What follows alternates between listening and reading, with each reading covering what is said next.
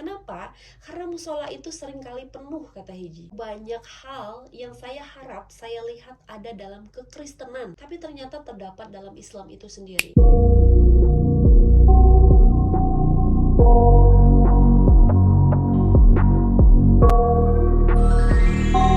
Assalamualaikum warahmatullahi wabarakatuh. Ahlan wa sahlan. Hai semua, di video kali ini agak sedikit berbeda ya. Aku akan menceritakan sebuah kisah yang sempat viral di bulan Februari kemarin. Hayo yang nonton, yang selalu update pasti tahu. Kisah ini sangat mengguncang Amerika Serikat dan juga para pengikutnya. Bagaimana tidak, seorang pemuka agama yaitu seorang pastor besar, pastor terpandang yang sangat dicintai para jemaatnya memutuskan untuk menjadi mu'alaf. Dan namanya menjadi trending pencarian Google nomor 1 di dunia Arab. Masya Allah, aku pun baru tahu kemarin ya ceritanya. Jadi bagaimana kisah perjalanan beliau hingga menemukan Islam? Tanpa berlama-lama kita langsung aja ke ceritanya. Hilarion Hiji merupakan seorang pendeta dan biarawan Katolik yang penyabar dan sangat dicintai jemaatnya. Jadi untuk singkatnya kita panggil Higi aja ya, biar nggak kepanjangan. Higi ini tinggal di California dan dibesarkan sebagai seorang Kristen Protestan nominal. Keluarganya sebagian besar menganut Katolik. Sebagai seorang anak pada saat itu, Higi banyak menghabiskan waktu di kamarnya untuk membaca Bible, berdoa, serta meneliti agama dan keyakinannya. Dan aktivitas seperti ini selalu dilakukan Higi. Bahkan Higi ini punya dua nenek bibi dari ayah dan ibunya yang merupakan biarawati yang sangat terkenal di Pittsburgh, tapi dua-duanya sudah lama meninggal. Sebelumnya, pemahaman Hiji tentang Islam hanya dari film Not Without My Daughter, semacam film propaganda yang muncul di awal tahun 90-an yang menggambarkan Islam dengan sangat buruk. Seperti kebanyakan orang Amerika, Hiji mulai mempertanyakan, apakah Islam? Mengapa itu terjadi?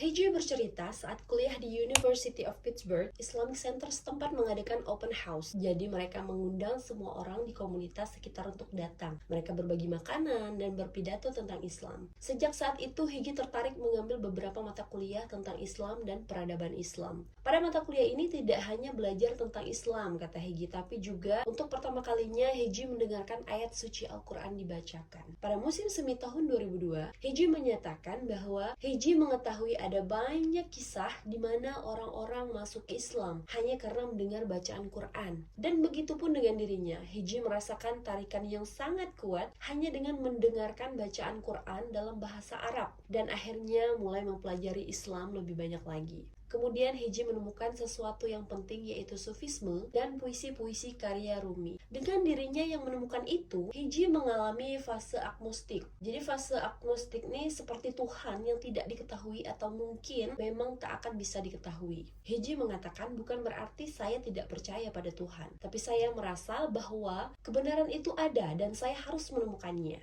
Maka kemudian Hiji mempelajari semua agama yang berbeda beserta filosofinya untuk mencari tahu sendiri apa kebenarannya. Pada tahun 2003, Hiji mulai terbuka terhadap Islam. Hiji bertemu dengan imam di Islamic Center pada saat itu, dan dari imam inilah Hiji bertukar pikiran dengan orang-orang yang sama, dan ternyata dirinya sangat tertarik untuk berpindah agama ke agama Islam pada saat itu. Tapi karena sosial dan karena dibesarkan sebagai pemeluk Kristen, Hiji masih memikirkan apa kata keluarganya nanti, bagaimana reaksi teman-temannya, apakah saya akan dikucilkan oleh mereka, dan masih banyak pikiran-pikiran lainnya. Dan itu adalah pemahaman yang salah saat itu menurut Hiji. Tetapi uniknya, saat itu menurut Hiji dirinya tertarik mengambil mata kuliah tentang Kristen Ortodoks. Karena menurut Hiji kehidupan spiritual dalam kekristenan Ortodoks dalam tradisi Barat lebih menyatu dan lebih mendalam. Dan ternyata hanya 2 blok dari rumahnya ada Katedral Ortodoks Antioquia, dan Hiji akhirnya sering pergi ke sana dan kenal pendetanya. Sering menghadiri kebaktian dan sering kali ikut kegiatan yang ada di gereja Ortodoks tersebut. Higi mengatakan bahwa sering kali mereka melafalkan liturgi ilahi dalam bahasa Arab. Jadi Higi menyimpulkan saat itu, gak apa-apa deh saya gak masuk Islam, tapi di sini saya menemukan sesuatu yang setidaknya benar-benar sama, benar-benar serupa, yaitu menggunakan bahasa Arab. Finally, saat itu Higi menjadi pemeluk Kristen Ortodoks. Tapi sebelum Higi pindah agama Kristen Ortodoks, pada tahun 2005 Higi ini sempat memeluk Katolik Roma untuk beberapa waktu. Karena satu dan lain hal, pendetanya juga sangat liberal, dan karena di Katolik Roma, Hiji melihat tidak seorang pun di sana yang seusia Hiji sebagai mahasiswa. Hiji pun akhirnya keluar. Ya mungkin kayak kita lah ya, masuk satu komunitas, tapi isinya orang tua semua. Pasti nggak akan satu frekuensi gitu kan. Kemudian di ujung jalan, Hiji melihat ada pada katedral ortodoks. Banyak anak muda di sana, maka akhirnya Hiji pergi ke sana dan menjadi penganut ortodoks. Pada tahun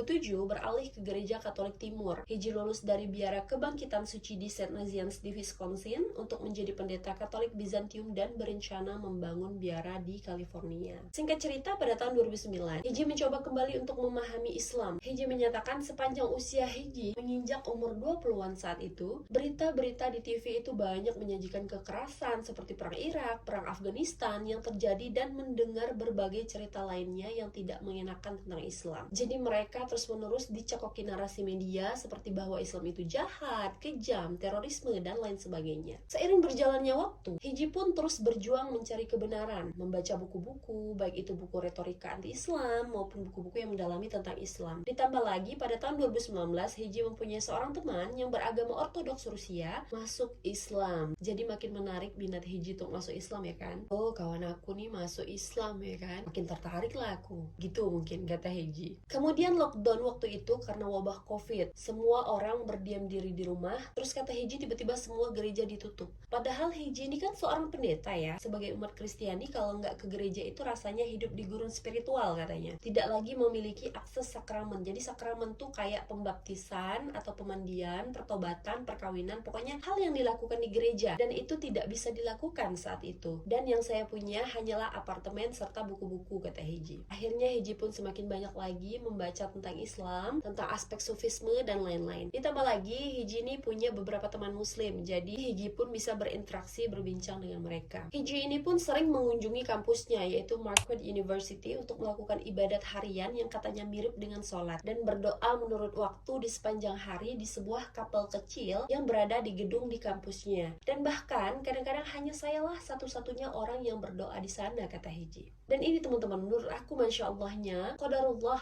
tepat di sebelah kapel yang biasa dikunjungi Hiji ada musola untuk mahasiswa muslim. Hiji pun jadi sering memperhatikan musola yang ada di sebelah kapelnya. Kenapa? Karena musola itu seringkali penuh kata Hiji. Dan pada saat itu Hiji merasa ada sesuatu yang seolah menariknya untuk masuk dan berdoa bersama di musola tersebut. Singkat cerita, pada tahun 2022 Hiji bertemu dengan sosok seperti Abdul Hakim Murad, Hamzah Yusuf, orang-orang yang tidak Hiji kenal. Mulai mengaitkan elemen-elemen dalam hidupnya baik dari segi akademis, intelektual, spiritual, dan lagi-lagi temannya ada yang masuk Islam. Kemudian secara internal lagi-lagi Hiji merasakan tarikan ke arah Islam. Karena menurut Hiji saat itu banyak hal yang saya harap saya lihat ada dalam kekristenan, tapi ternyata terdapat dalam Islam itu sendiri, yaitu makna keesaan dan makna kesatuan. Masya Allah. Dan akhirnya Hiji merasa bahwa ia telah sampai pada sebuah keputusan yang sangat besar dalam hidupnya. Saat itu Hiji masih melayani jemaatnya setiap hari di gereja, masih melafalkan liturgi ilahi dan semua kebaktian gereja. Tapi dalam hatinya Hiji merasa perlu melepaskan diri dari lingkungan itu semua dan meluangkan waktu untuk tidak melakukan pelayanan lagi. Akhirnya Hiji pulang ke Pittsburgh karena hanya ingin menjauh dari publik sementara waktu, dan juga karena kesehatan ayahnya yang memburuk. Bahkan saat itu Hiji belum memberitahu ayahnya bahwa Hiji melepaskan itu semua karena Hiji tidak mau membuat ayahnya stres. Begitu ada kesempatan, Hiji menghapus nomor ponselnya dari layanan publik. Hiji pun terus mencari-cari jalan keluar sebab masih banyak orang yang mengharapkan dirinya untuk kembali ke biara saat itu. Hiji ditawari berbagai jabatan seperti jabatan paroki di Hawaii, ditawari bisa pergi kemana saja, pergi ke Alaska, tapi Hiji menolak dan Hiji mengatakan dalam hatinya, kalian tidak akan berhasil dan aku akan tetap masuk Islam. Jadi kali ini memang benar-benar niat kali ya kan. Jadi meski berada di Pittsburgh menghabiskan waktu bersama keluarganya nggak tahu loh kalau Hiji berhenti jadi pastor saat itu. Dia belum berani ngomong. Dalam hati Hiji masih berpikir apa yang akan saya lakukan selanjutnya. Bahkan Hiji berharap seandainya saya bisa memalsukan kematian saya lalu menghilang begitu saja, saya akan sangat bahagia kata Hiji. Karena waktu itu Hiji memang tidak bisa menemukan cara untuk memberitahu semua orang. Masih campur aduk perasaan Hiji saat itu ya. Akhirnya pada tahun 2022, tepatnya bulan Juli, Hiji bertemu dengan imam dan dibimbing oleh imam tersebut. Akhirnya Hiji mengucapkan 2 kalimat syahadat dan masuk Islam dan mengubah namanya menjadi Said Abdul Latif. Masya Allah, akhirnya Habis ini kita panggil nama Islamnya aja ya, Said. Tapi Said mengatakan bahwa saat itu ia masih merahasiakannya dari publik karena dia tidak ingin menimbulkan kekacauan. Alasan saya masuk Islam belum tentu mereka paham katanya, dan tidak ada yang sefaham. Dan saya nyaman tinggal di Pittsburgh karena dia merasakan sambutan hangat dari komunitas Islam. Orangnya Masya Allah ramah-ramah dan belum pernah saya mengalami keramahan seperti itu sebelumnya. Singkat cerita, Said masih bingung memikirkan gimana caranya memberitahu orang-orang. Dia takut menimbulkan stres pada semua orang karena telah masuk Islam. Akhirnya entah dari mana dia memperoleh inspirasi katanya, secara pribadi dan secara spiritual. Waktu itu dia merasa dalam kondisi yang luar biasa. Di akhir bulan Februari, Said memposting video syahadatnya di Facebook. Said juga mengatakan memeluk Islam bukanlah berpindah keyakinan, namun memeluk Islam seperti pulang ke rumah. Masya Allah. Entah kenapa kalau aku dengar cerita saudara kita yang mu'alaf, perjuangan mereka masuk Islam, rasanya pengen nangis loh. Terharu banget. Bayangin, gak mudah untuk berada di posisinya mereka. Kita doain ya teman-teman, semoga Said dan saudara-saudara kita yang mu'alaf lainnya tetap istiqomah di jalan Islam, menjadi muslim secara kafah, dan selalu dalam lindungan Allah Subhanahu wa Ta'ala. Amin ya rabbal alamin. Nah, itulah tadi kisah perjuangan Said Abdul Latif yang ternyata benih Islam itu sudah dia rasakan selama 20 tahun yang lalu. Terima kasih buat yang udah nonton. Mohon maaf apabila ada kekurangan dalam video ini atau ada salah dalam pengucapan. Wassalamualaikum warahmatullahi wabarakatuh.